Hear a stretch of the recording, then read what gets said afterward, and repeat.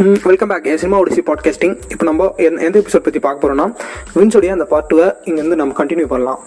இது எதை பற்றினா, better Khalsa BCS, better Khalsa Jimmy மிகில் அவர் பற்றின கதை, அந்த ஸ்பின் ஆஃபோடைய கதை அண்டு வின்ஸோட கதை. மெயினாக பெட்டர் கால்ஸா லாயரா இல்லை கிரிமினல் லாயரா இல்லை intelligent.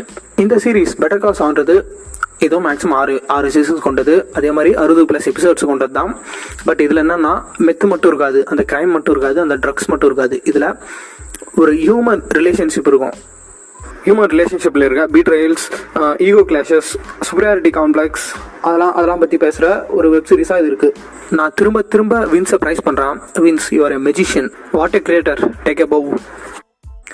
Through out the series எதையும் திணிக்காமல், எந்த ஒரு அந்த பிரேக்கிங் பேட்ல இருக்க எந்த ஒரு சீன்ஸையும் திணிச்சு வைக்காம ஆர்கானிக்காக மூவ் பண்ண வச்சிருப்பாரு வின்ஸ். ரொம்ப பேசாமல் கேரக்டருக்குள்ளே போயிடலாம். கேரக்டர் இன்ட்ரடக்ஷனுக்குள்ள Jimmy McGill, also known as Saul Goodman, அவரோட brother Charles McGill, also known as Chuck. Harvard Kim Wexler யாருன்னா ஜிம்மியோட கேர்ள் ஃப்ரெண்ட். அஃப்கோர்ஸ் இதில் மைக் இருப்பார். போன இதில் பார்த்தது தான் அவருடைய ஸ்பின் ஆஃப். அவருக்கும் இதுலேருந்து ஸ்டார்டிங்லேருந்து இருக்காருன்ற அப்படின்ற மாதிரி காட்டுவாங்க. ஸ்பெஷல் அப்பியரன்ஸாக பிரேக்கிங் பேட்ல இருக்கவங்களாம் வந்து போவாங்க. ஃபார் எக்ஸாம்பிள் டூகோ வருவார், வால்டர் ஒயிட், ஜெசிபிக் மேன்ஸ், எல்லாரும் வந்துட்டு போவாங்க. ஏன்னா சேம் யூனிவர்ஸில் வின்ஸோட யூனிவர்ஸ், அதனால வந்துட்டு போவாங்க. வேறு யார் மெயின் கேரக்டர் அப்படின்னு பார்த்தா கஸ்டாவோ ஃபிங், அவரும் இங்கே இருப்பார். இதில் டான் ஆக்டர் இருப்பார். டான் ஆக்டர் பிரேக்கிங் பேட்ல இருப்பார், ஆனால் அதில் டம்மியாக உட்காரிட்டு இருப்பாங்க. தலைவனுக்கு இதில் நிறைய சீன்ஸ் கொடுத்துருப்பாங்க. அவன் கூட நேச்சோன்னு ஒருத்தன், அவன் பேர் நேச்சோ இருக்கா, கூட இருக்கிறதால டான் ஆக்டரை போட்டு தள்ளுவான். அப்புறம் அந்த ட்வின் பிரதர்ஸ், அவன் பேர் கூட எனக்கு ஞாபகம் கிடையாது. அவன் ட்வின் பிரதர்ஸ், மொட்டை பிரதர்ஸ், கையில் ஆக்ஸோட, அவனும் இதில் இருப்பானுங்க. அப்புறம் மெயின் வில்ல ஒருத்தர் இருப்பாங்க. ஐயோ, அவன் பேர் மறந்துட்டான். அவன் தான் மாஸ்க் காமிச்சிருப்பான். கஸ்பிங்குக்கு கண்ணில் விரல விட்டாட்டுவான். அவன் பேர் மறந்துட்டேன்னு இருங்க பார்த்துட்டு கூகுளில் போயிட்டு. கூகுள் பண்ணிட்டு வந்துட்டேன். பேர் தான் மறந்தேன், கேரக்டர் மறக்கல. லாலா சாலாமாக்கோ பெஸ்ட் வில்லன்ற அவார்டு வாங்கியிருப்பாருன்னு நினைக்கிறேன். பின்னி எடுத்துட்டான் மனுஷன். பின்னி எடுத்து என்ன பிரயோஜனம், வில்லன் தானே, சுத்துட்டான்.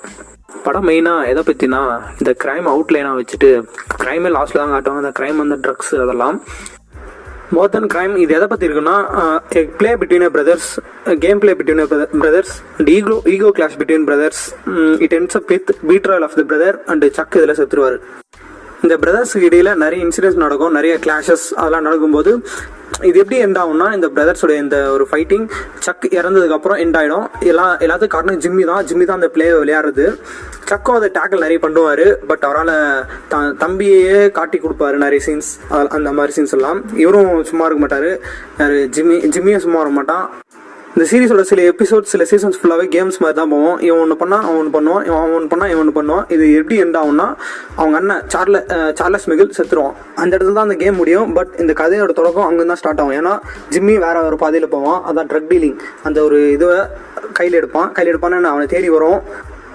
அவன் அந்த ட்ரக் டீலர்ஸ்க்காக டிஃபென்ஸ் லாயராக ஒர்க் பண்ணுவான்.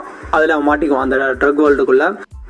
ஜிம்மி லைஃப்பை பார்த்து நம்ம ஒரு லெசனை கற்றுக்கலாம். என்னென்னா, அவன் ஒரு அட்வொகேட், அவனோட லைசன்ஸ் ஒரு வருஷத்துக்கு பேன் பண்ணுறாங்க. அதுலேருந்து அவன் என்ன பண்ணுவான்னா, முடங்கி போயிட்டு இருக்காமல் கிடைக்கிற வேலைலாம் செய்வான். கிடைக்கிற வேலை எல்லா வேலையும் செய்வான். ஓவர் டைம் பார்த்து செய்வான், எல்லா வேலையும் செய்வான். ஆட்ஸ் பண்ணுவான், செல்ஃபோன் சேல்ஸ்.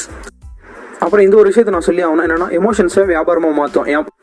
ஒரு சுச்சுவேஷன் மேலே எந்த எக்ஸ்ட்ரீம் வேணாலும் ஜிம்மி போவான் அப்படின்ற மாதிரி ஆகிடும். அவனும் போவான். அவங்க அண்ணன் இருந்த எமோஷன்ஸை வச்சு கூட ஒரு சின்ன ப்ளே பண்ணிருப்பான், எல்லாம் அவன் சுயநலத்துக்காக. அப்புறம் அவன் கூட இருக்க அவன் கேர்ள் ஃப்ரெண்ட், அவங்களே கல்யாணம் பண்ணிப்பான். அதுவும் ஒரு ப்ளே தான். ப்ளேனா என்னென்னா, அவனை டிஃபெண்ட் பண்ணிக்கிறதுக்காக எதை வேணா செய்வான் அப்படின்ற மாதிரி. அதே மாதிரி தனக்கு வர ஒரு கிளைண்ட்டே விட மாட்டான். அது சின்ன கிளைண்ட்டாக இருந்தாலும் சரி, பெரிய பட்ஜெட் கிளைண்ட்டாக இருந்தாலும் சரி, இவனா தேடி நிறைய கிளைண்ட்ஸ் மீட் பண்ணி அப்பாயின்மெண்ட் வாங்கி அவங்களை கன்வின்ஸ் பண்ணுவான். மெயின் இம்பார்ட்டன்ட்லி கன்வின்ஸ் பண்ணுவான் நிறைய பேர். தன்னுடைய அந்த அட்வொகேட் மூலையை வச்சு பேசியே எல்லாரையும் கன்வின்ஸ் பண்ணி தான் வழி பக்கம் கொண்டு வருவான். அந்த பேச்சு திறமை தான் அவனை நிறைய இடத்துல காப்பாற்றிருக்கு. ஏன்னா அவன் டீல் பண்ணுறது யாரும் சாதாரண ஆளும் கிடையாது. பெரிய ட்ரக் டீலர்ஸ், பெரிய கேங்ஸ்டர்ஸ். ஸோ அவங்கள அப்படியே பேசியே கன்வின்ஸ் பண்ணுவான்.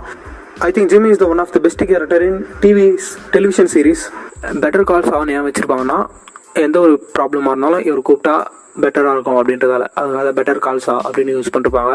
That's my own theory. அது என்னுடைய புரிதல், என்னுடைய ஓன் தியரி. பிரேக்கிங் பேட் மாதிரி தான், இதுவும் கொஞ்சம் ட்ரையாக தான் போகும். பட் அந்த கதை அந்த மாதிரி தான் போய் ஆகணும். ஏன்னா அந்த கதை அப்படி இருந்தால் தான் நல்லாயிருக்கும்.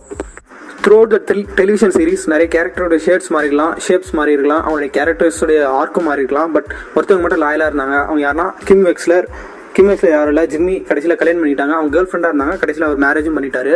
அவங்க தான் கடைசியில் ஸ்டே லாயலாக இருப்பாங்க. நீ என்ன தப்பு பண்ணிக்கோ, நான் அவங்க கூட இருக்கேன் அப்படின்ற மாதிரி அவங்களும் கொஞ்சம் எதிர்ப்பு தெரிவித்தாங்க. But she stays with him until. ஆனால் ஒரு சில சினாரியோஸ்னால அவங்க கூட ஒன்றா இருக்க முடியாது ஒரு சில சீன்ஸில். ஏன்னா ஜிம்மி மறைஞ்சி வாழ வேண்டிய சுச்சுவேஷன் வந்துருக்கப்போ அவன் மறைந்தா வாழ்ந்துட்டு இருந்தான், யாருக்கும் தெரியாமல், வேறு ஒரு ஐடென்டிட்டியில். ஒரு கட்டத்தில் போலீஸ் அவனை கண்டுபிடிச்சி பிடிச்சிட்டு போகிறப்போ கோர்ட் ரூம் கூப்பிட்டு போகிறப்போ அவங்க தான் இவனுக்காக லாயராக வருவாங்க. அவங்களும் ஒரு லாயர் தான். சேம் பிரேக்கிங் பேடும் ஏதோ ஒரே யூனிவர்ஸ்ன்றதால கேமரா மூவ்ஸ் அந்த இதில் எப்படி இருந்துச்சோ அதே மாதிரி தான் இதுலேயும் இருக்கும். இது இன்னும் பெட்டராகவே இருக்கும். ஏன்னா அவங்க அதை சீரியஸும் நினச்சி எடுக்கல, ஒரு சிலை நினச்சி செதுக்கியிருக்காங்க. அவங்க இதை சீசன் 4 தான் இந்த ஒரு ட்ரக் மாஃபியாக்குள்ளே வர மாதிரி காமிச்சிருப்பாங்க. சீசன் 4 எண்டிங்கில் 5 ஸ்டார்டிங்கில் மேபி சரி ஞாபகம் இல்லை. பட் மைக்ன்ற கேரக்டர் இடையில வந்துட்டு போவோம். அது பார்ட் 1ன்றதால அதில் எண்டிங் சொல்லிருக்க மாட்டேன். பிரேக்கிங் பேடோட எண்டிங்கில் என்ன ஆகும்னா, ஜிம்மி மிக்கல் இவர் தான் சா குட்மன் அப்ஸ்காண்ட் ஆகிடுவார். அதே மாதிரி வால்டர் ஒயிட்டும் அப்ஸ்காண்ட் ஆகிடுவான். ஜெசி பிங்க்மேன் மட்டும் ஒரு கேங் கிட்ட மாட்டிப்பான். அவங்க அவனை டார்ச்சர் பண்ணுவாங்க. அப்புறம் வால்டர் ஒயிட்டு ஒரு 1.5 வருஷம் கழிச்சு சில காலம் கழித்து ஜெசி பிங்க்மேனை காப்பாற்றிட்டு அவன் செத்துருவான். அவள் தான் வால்டர் ஒயிட்டு அங்கே செத்துருவான். ஜெசி பிங்க்மேனுக்காக எல் கமினோ அப்படின்ற மாதிரி ஒரு ஷார்ட்டாக ஸ்வீட்டாக 1.5 மணி நேரத்துக்கு ஒரு சின்ன ஃபிலிமாக வின்ஸ் எடுத்து வச்சிருப்பாரு. Short and sweet ending for Jesse Pinkman. அப்புறம் ஜிம்மி மிக்கல் கடைசியில் அப்ஸ்காண்ட் ஆனவர் மாட்டி ஜெயிலுக்கு போயிடுவார். அப்புறம் இந்த சீரீஸோட எப்போவுமே எபிசோட ஸ்டார்டிங் ஒரு 3 நிமிஷமாக என்னவோ ஒரு சின்ன ஒரு பிளாக் அண்ட் ஒயிட்டில் ஒரு இமேஜ் மாதிரி காட்டுவாங்க. அதுதான் கிளைமேக்ஸ் முன்னாடியே காமிச்சிருவாங்க. ஒரு சீனாக அன்ஃபோல்ட் ஆகிட்டே வந்துட்டே இருக்கும் ஒரு எபிசோடில். ஃபைனலாக எண்டிங்க்கு வந்தாச்சு. நல்ல ஒரு கிரேட்டஸ்ட் எவர் மேட் இந்த 2 வெப் சீரிஸும் சொல்லலாம். இங்கே அடிஷ்னலாக நான் நிறைய பாயிண்ட்ஸ் அட்ரஸ் பண்ண விரும்புகிறேன். என்னென்னா, இந்த த்ரூ அவுட் த வெப் சீரிஸோட எடிட் பேட்டர்ன் கரெக்டாக வேறு லெவலில் இருக்கும். வேறு லெவல் இந்த சென்ஸ் மேட்ச் கட்ஸ் நிறைய யூஸ் பண்ணிருப்பாங்க. மேட்ச் கட்டுக்கு ஒரு எக்ஸாம்பிள் சொல்கிறேன். இப்போ ஒருத்த மேலேருந்து கீழே விழுறான்னா உண்மையாக விழ மாட்டான். அவனை அங்கங்கே கட் பண்ணி கீழே விழ வைப்பாங்க எடிட் பேட்டர்னில். அதே மாதிரி இந்த யூனிவர்ஸ் ஃபுல்லாக ஆரஞ்சு கலர் பேலட் யூஸ் பண்ணிருப்பாங்க, அதை கோல்டன் கலரில். இந்த உலகத்தில் யூனிவர்சஸ் நிறைய இருக்கா அப்படின்னு தெரியல, தியரிஸ் நிறைய இருக்குது, ப்ராக்டிக்கலாக இருக்கா அப்படின்லாம் தெரியல, யார் பார்த்துருக்கா அப்படின்ற கூட தெரியல.